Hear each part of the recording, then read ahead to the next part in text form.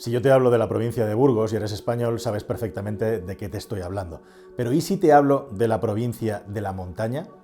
¿Sabes a qué me refiero? Bueno, pues la montaña es exactamente como se llamaba a lo que ahora conocemos como Cantabria, porque es que además la provincia de Santander estatutariamente ya no existe, y es Cantabria.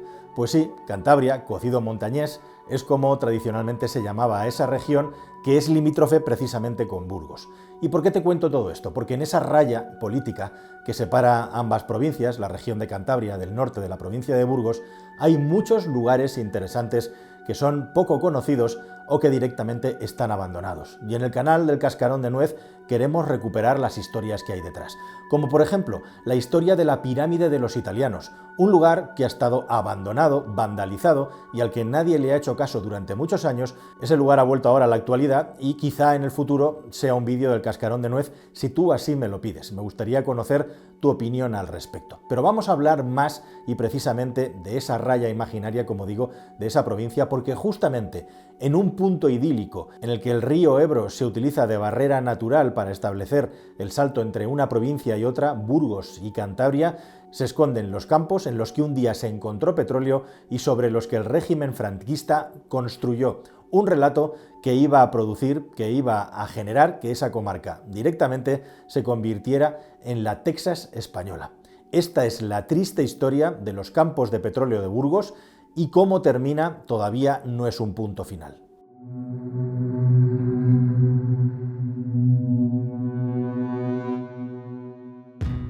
El inicio de esta historia es puramente la historia de nuestro país. Al empezar a tener conversaciones y llegar a acuerdos entre España y Estados Unidos en la segunda mitad de los años 50, los estadounidenses empiezan a venir a España. Y en España hacían falta muchas cosas. Entre otras cosas, hacía falta energía y estábamos muy atrasados. Los estadounidenses llegaron a España y no solamente fueron los primeros que cartografiaron desde el aire y fotografiaron la península ibérica, sino que además se pusieron a buscar de manera activa petróleo en nuestro país después de haber hecho ese peinado de la península. Y fue en esta zona donde decidieron ponerse a perforar y a buscar el petróleo. Curiosamente, eso sucedía a partir del año 58, cumpliéndose los 100 años de la primera apertura de un pozo petrolífero en los Estados Unidos de América. Ellos lo sabían todo, nosotros no sabíamos nada, y eso fue también un símbolo de apertura de nuestro país a los Estados Unidos de América para consolidar el régimen que estaba por quedarse. En España no existía absolutamente ningún especialista en ingeniería ni ninguna tecnología que pudiera perforar y crear una explotación petrolífera. Así que se dependía al 100% de los técnicos estadounidenses y también de sus maquinarias y tecnologías. Se tardó casi 10 años más en llegar a perforar el primer pozo con éxito, cosa que sucede en un año 1967 en el que se celebra por todo lo alto.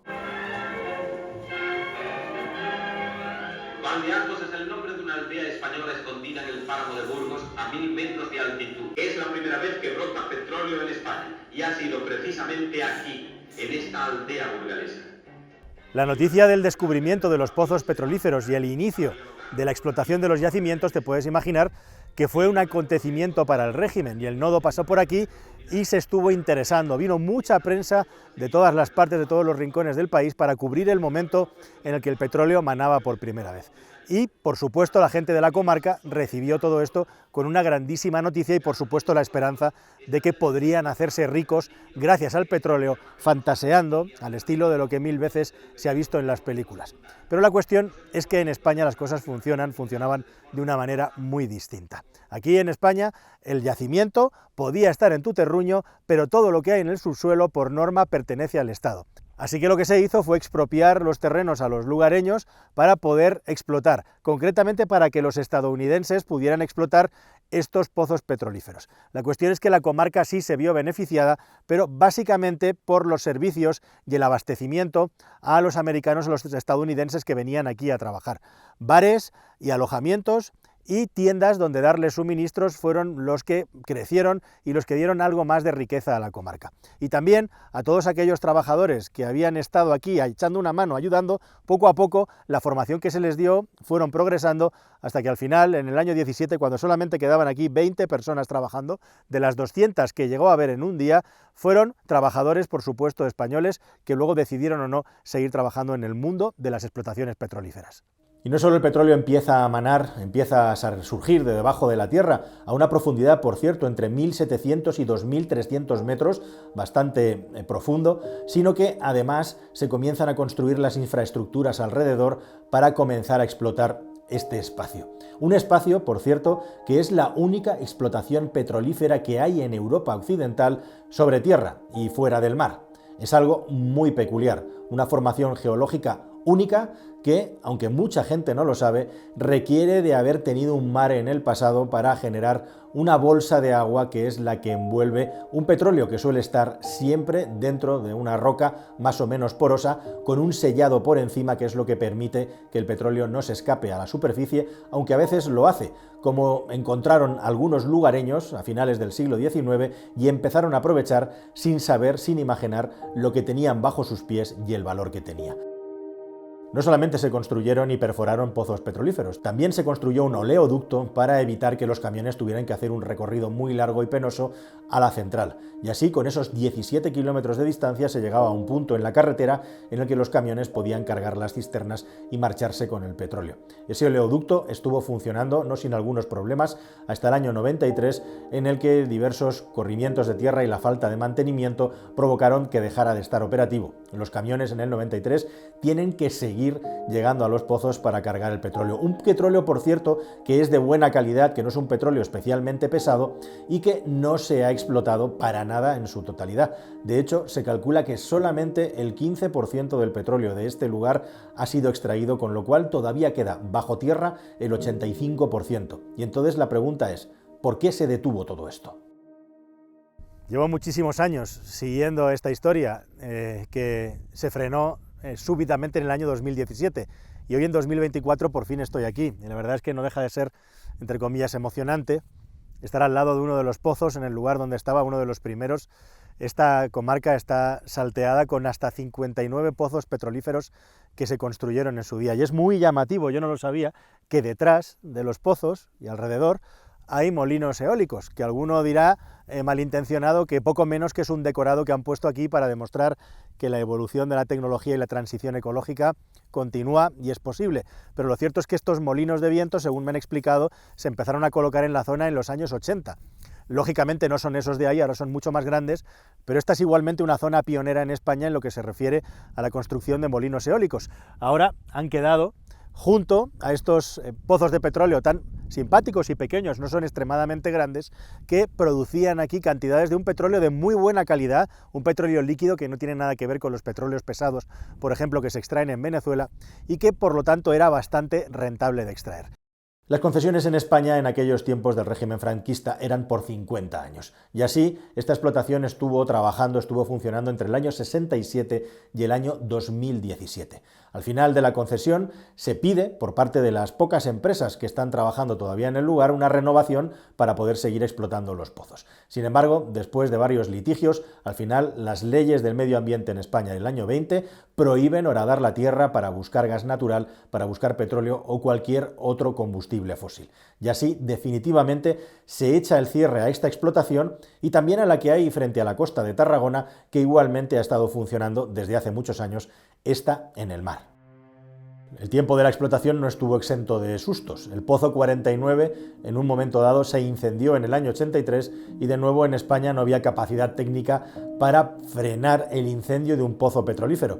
Así que tuvieron que venir los conocidos como Diablos Rojos de Chevron, los apagadores de incendios de pozos petrolíferos, que utilizaron explosivos, dinamita, fuego se apaga con fuego, para frenar este incendio que era irrefrenable con nuestros medios. A la primera no lo consiguieron, pero a la segunda, con una carga explosiva técnicamente colocada, consiguieron frenar el incendio. Las cifras, si las comparamos con los grandes yacimientos, son modestas. Más o menos, en esos 50 años de esta explotación petrolífera, se extrajeron unos 17,5-18 millones de barriles de petróleo. El barril de petróleo tiene 159 litros del oro negro, y eso viene a ser más o menos lo que consume Estados Unidos de América en un solo día. Pero es que España consume cada día 1,2 millones de barriles de petróleo para poder atender todas sus necesidades energéticas. Y mañana volverá a hacerlo, ayer lo hizo y en el futuro lo seguirá haciendo. El consumo de petróleo no se acaba de reducir, está estancado porque, entre otras cosas, hay muchos puntos de la economía y de la industria que lo requieren y que de momento no tienen todavía alternativa. Sin embargo, en nuestro país se tomó la decisión política de cortarlo todo y esta pequeña explotación que daba trabajo a un grupo de trabajadores que seguían pudiendo trabajar en el lugar, se quedaron sin empleo y lo que nos queda ahora es un precioso museo que merece la pena y mucho visitar en esta zona, en esta comarca, y en el que nos van a contar con todo lujo de detalles qué es lo que sucedió en un lugar en el que la riqueza, la economía, llegó de manera indirecta en forma de alojamientos, en forma de restaurantes, en forma de toda clase de bienes de consumo que se proporcionaban a los trabajadores que venían de fuera. Fueron los propios trabajadores los que, habida cuenta de que no se podía beber alcohol en estas instalaciones, montaron su propio bar, y de ahí algunas peculiares fotografías que han pasado a la historia y que se pueden ver también en un museo del petróleo, por cierto, que tiene cargadores para coches eléctricos y que, como has podido ver en todo su entorno, está rodeado de molinos de viento. Quedan unos 110 millones de barriles de petróleo en este lugar, o lo que es lo mismo, el equivalente al consumo de nuestro país durante 100 días. Sin embargo, ese petróleo de momento se queda bajo tierra hasta que quién sabe si quizá otra civilización distinta a la nuestra lo vuelva a aprovechar, lo vuelva a utilizar de una manera diferente. Al final, en el día de hoy, España es un Estado que ha decidido abominar de la extracción de petróleo y de gas. Está prohibido, al mismo tiempo que importamos cada día más de 1 millón de barriles de petróleo que necesitamos para consumir en nuestro país. Somos un país que tiene una normativa tremendamente restrictiva para la extracción de todos aquellos recursos naturales, tanto energéticos como precursores de las distintas tecnologías que hacen falta para ser un Estado moderno.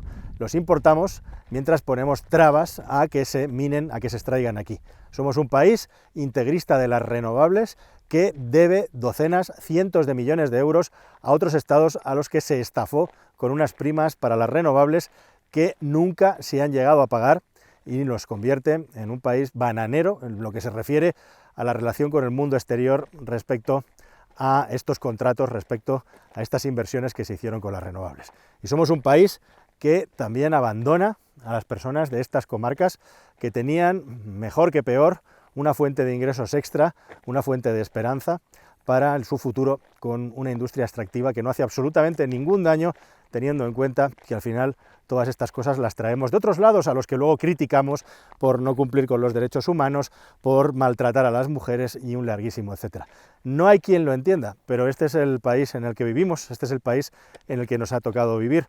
¿Qué daño hace seguir investigando y crear un centro tecnológico aquí, donde poder avanzar y donde poder tener tecnologías que sirvan en el futuro para exportar, para desarrollar?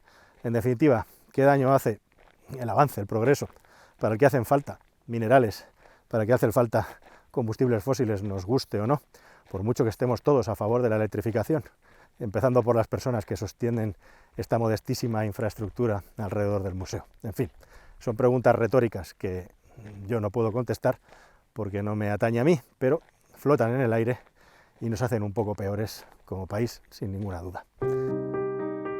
Y aquí podría terminar esta historia, y con una música melancólica y los impresionantes, bellos paisajes que hay en todo este entorno, terminar el vídeo. Pero el vídeo no se termina aquí, porque hace tan solo unos meses una compañía británica conocida como Prospex Energy ha conseguido que el Estado les dé licencia para sondear un pozo petrolífero que tiene una gran bolsa de gas natural igualmente en su superficie, e igualmente también pequeñas explotaciones con potencial de gas natural han conseguido licencia del Estado utilizando una triquiñuela legal, puesto que por las condiciones del COVID fue imposible en su momento hacer algo para lo que tenían permiso en aquel momento, justo antes de que la ley entrara en vigor. Y han conseguido continuar con la explotación, lo cual provoca todavía más en mi persona la duda de por qué a la gente de este lugar se le eliminó la posibilidad de poder seguir teniendo una actividad perfectamente compatible con las energías renovables y con la ganadería y la agricultura que se lleva en esta zona, e incluso también con ese turismo al que se le ha regalado enormemente al otro lado del Ebro, justo unos pocos kilómetros más allá del sitio donde me encuentro, ya en Cantabria, que en este momento se está beneficiando enormemente de la visita de todas las personas que viven en nuestro país. Es algo incomprensible que las normas no hagan excepciones ni que tengan en cuenta cuáles son las condiciones de lugares paradisíacos y llenos de potencial que, sin embargo, han quedado completamente abandonados y olvidados por la administración de nuestro país, un país que en muchas regiones tiene una densidad de población siberiana. Nada más, queridos amigos, no sé si esta historia tendrá un continuará o no, pero por el momento aquí se termina ese sueño terminado e imposible, ese engaño también, de lo que quiso ser una Texas española y que se acabó convirtiendo en un modesto proyecto de extracción petrolífera que murió, que terminó de una manera completamente absurda. Hasta el siguiente viaje en el cascarón de nuez, queridos amigos. Adiós.